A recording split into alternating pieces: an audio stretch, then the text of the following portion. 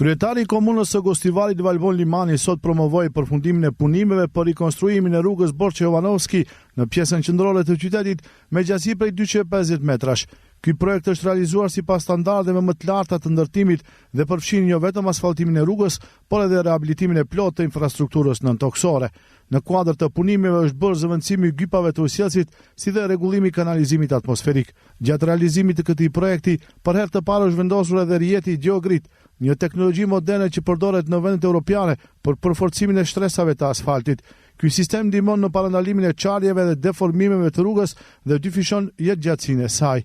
Rrugë me gjatësi prej 250 metra, ku është punuar edhe në përmirësimin e infrastrukturës nëntoksore, në pjesën e kanalizimit atmosferik dhe ku ka patur nevojë për intervenime, gjithashtu tërësisht e asfaltuar me standardet më të mira. Shpresoj që kjo rrugë dukshëm do të përmirësojë jetën dhe lëvizjen në këtë pjesë të qytetit tonë. Banorët e lagjes e kanë mirëpritur realizimin e këtij projekti, duke vlerësuar se ndërhyrja ishte domosdoshme për shkak të amortizimit të mëparshëm të rrugës. Kemi prit gjatë kohë, se më përpara kur është bë ky rrugë, është bë para 20 kusur vjetëve. Ne kena qenë pronar të vendit, na kanë marrë vendin, mirë po ne kemi bë rrugë është çel vendi. Këtë është bë rruga para 25 vjetëve dhe tani është reformuar dhe janë të gëzuar shumë që është bë rruga çdo kund që bëhet rruga e diçka të mirë për qytetarët është mirë.